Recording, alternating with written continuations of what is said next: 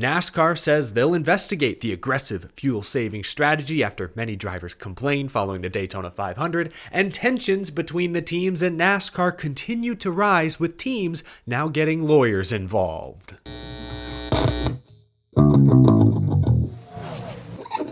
How's it going, y'all? My name is Eric. Welcome to Out of the Groove. Yesterday, we broke down the on-track controversies. Contact between LaJoie, Cindric, coming to the white flag. Who really won the Daytona 500? When did NASCAR press the caution button? As promised, today, we'll be taking a closer look at more of the off-track controversies, specifically the ongoing revenue and charter negotiations and disagreements. We'll cover all that in just a few moments. First, many drivers were frustrated Monday night by how much fuel they needed to save throughout the Daytona 500. Eric Jones said afterwards that all the fuel conservation hurt the racing. Denny Hamlin vented on his podcast Actions Detrimental yesterday morning. This sucks. I want to race.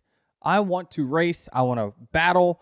I want to shoot through the middle. I want to go to the bottom and top. But I couldn't because the field's jammed up. Everyone's trying to just save gas. NASCAR Vice President of Competition Elton Sawyer was on SiriusXM NASCAR radio this morning and said that NASCAR would be taking a closer look at the fuel mileage racing Monday night and how it impacted the overall on-track racing product. He said, quote, "Ultimately, we want to drop the green flag on the race, and they're racing as hard as they can until they drop the checkered flag. There's some strategy in between there. We will definitely take a much deeper dive into this particular situation and the strategy that goes into it." Kind of vague, but it's clear NASCAR heard the drivers' complaints. Some fans, of course, complained as well. I believe there are 4 potential solutions to this problem. Option 1, change the lengths of stages. Instead of 65, 65, 70, maybe the first 2 stages are 40 laps each, ensuring drivers can go an entire run on fuel. You still have the problem of, the whole second half of the race being long, potentially resulting in fuel saving, some strategy there, but at least the first half, the drivers will be racing hard for stage points. Or you could go with what Dale Jr. proposed on his podcast this week, 4 50-lap stages. Changing the lengths of stages is certainly something NASCAR could consider.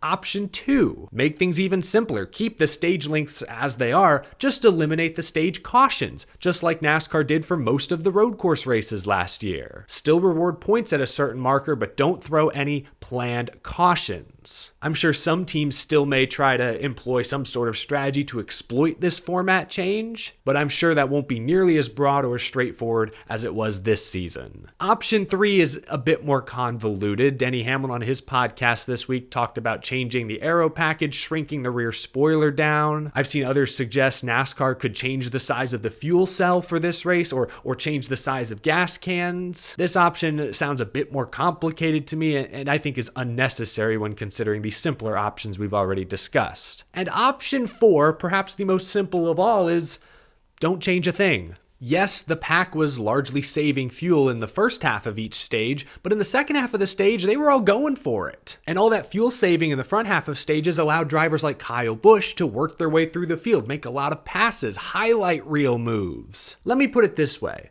Would you rather see the field line up single file for 50 to 100 laps? Or would you rather them spend those 50 to 100 laps side by side, saving fuel, setting up their strategy to put themselves in a better position later on? I actually kind of liked the fuel saving element of Monday night's race. There is so much about super speedway racing that's kind of random. So it was nice to see an element of strategy that drivers could actually control. I talked about this on Monday night. The Hendrick Motorsports cars, by and large, laid back early in the stages, saved more fuel, spent less time on pit road, and bubbled to the front of the pack after the stop cycled out. That's largely how Chase Elliott was able to win stage 1, and it helped put William Byron in position to capitalize at the end of stage 3. Anything that allows drivers to have more control over their destiny at super speedways, I'm all for. Let me know what you think down in the comment section below. I just gave 4, I think, pretty realistic options. If I were to pick, I would either pick option 4, don't do anything, or I'd go with option 2, just remove the stage cautions. Keep the stages, keep the points, just don't pause the race, more or less. Moving on, NASCAR President Steve Phelps dropped some very interesting hints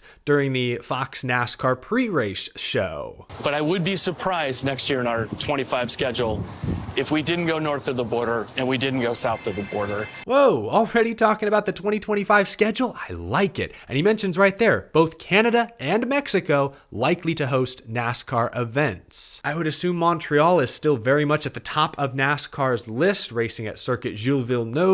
Mexico City, we've heard Guadalajara mentioned as a potential destination for next year's Clash. If NASCAR is going to go international, which I think is a good idea, I think it's, of course, smart to start in North America. It's cheaper travel. And in the case of both Canada and Mexico, NASCAR already has a presence in both of those countries. They have their own regional stock car series. So I think those make the most sense. Those weren't the only hints Steve Phelps dropped during his conversation with Chris Myers. He also said he doesn't expect NASCAR to skip Southern California next year. We're not going to miss a year? We're not going to miss a year. And in fact, he went out of his way to mention the 100 acres of land they still own in Fontana. Now, Auto Club Speedway is not going to be ready to host a NASCAR race in 2025. I think 2026 at the earliest. The Coliseum more than likely won't host the Clash next season. So where could NASCAR race? Maybe a street race at Long Beach? Maybe they could find a way to work around the IndyCar schedule. I think IndyCar races at Long Beach in mid-April this year. I'm not sure about 2025, but maybe they could find a way to make that work. That could be cool. I think it's huge for NASCAR to still be in Southern California. It's a huge media market. I believe Fox Sports is also based there, so maybe they'll have a say in where NASCAR races. One final detail from this Steve Phelps TV appearance, Chris Myers mentions Honda. And Steve Phelps, while not going into any specifics, did say that NASCAR is in deep discussions with a fourth manufacturer, and he remains hopeful that a fourth manufacturer will join the sport in the not-so-distant future. Trying not to get my hopes up, it'd be great to have a fourth manufacturer in the sport. That's more money, that's more competitive teams, more seats for very talented drivers, potentially. But we've heard Steve Phelps name drop Dodge in recent years. That didn't go anywhere, so I'm not holding my breath at this point. Lots of interesting hints, though, in that short clip. Now let's get down to business. Serious business. All weekend long at Daytona, bombshell reports were dropping left and right. On Saturday morning, 15 NASCAR Cup Series team owners, including Rick Hendrick, Roger Penske, Michael Jordan, held an in-person meeting and invited NASCAR representatives to attend. NASCAR declined. Curtis Polk of 2311 Racing told the Associated Press, quote, "We want to make a deal, and we are just looking for a fair deal. There is no give and take. We've been told this is all there is. There is no flexibility. That's not a negotiation." I'll put a link to this full Associated Press article down in the description below. The AP also reports that NASCAR has stopped meeting with the committee that was made up of Curtis Polk of 2311, Jeff Gordon of Hendrick Motorsports, Steve Newmark of RFK, and Dave Alpern of JGR. Instead, according to reports, NASCAR is trying to meet with the teams individually. This is all about power, and obviously with power comes money. When the teams are united, they appear much stronger, but if NASCAR can break them up individually, try to satisfy their individual wants and needs and desires, then NASCAR perhaps can hold on to more power for themselves. The teams want a seat at the table. And NASCAR, a privately owned, family-operated company for 76 years, is reluctant to give them that kind of influence. One notable escalation that was reported this weekend, the teams have hired Jeffrey Kessler, a well-known antitrust lawyer, to help aid in their negotiations with NASCAR. The AP does report that the teams have not held any serious discussions around forming their own rival stock car racing league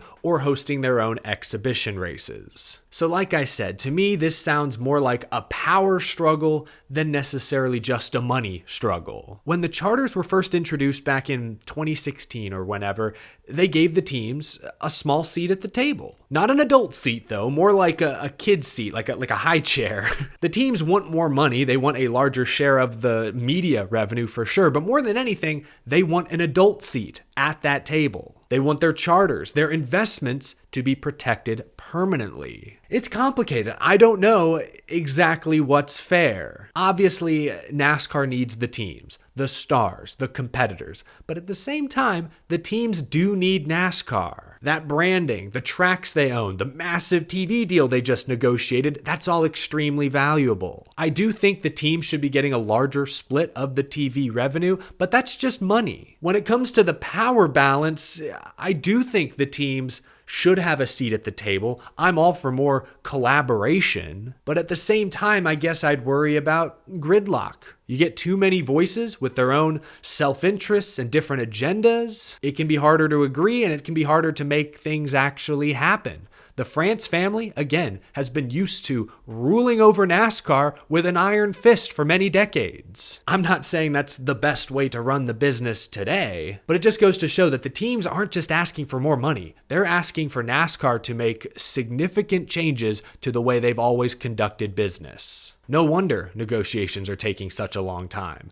I don't know whose side I'm on. I just hope both sides strike a deal sooner rather than later. I don't think either side is going to get exactly what they want, but hopefully when it's all said and done, the vast majority of players involved are satisfied. That's all we can really hope for. But let me know what you think down in the comment section below. What do you make of all these recent headlines? The teams hiring a lawyer as like a consultant? NASCAR refusing to go to an all hands on deck meeting at Daytona? Tensions are high. Let me know what you think down in the comment section below. That's going to do it for this episode, y'all. Leave a like if you enjoyed. If you're new to the channel, you love all things NASCAR, hit that subscribe button so you don't miss any upcoming episodes. And a huge thank you to my very generous Patreon supporters for your continued support of the show. Then a busy week, of course. Be sure to check out my channel if you've missed any of our recent Daytona 500 videos or coverage. I'll catch you again real soon, y'all. Thanks again for tuning in.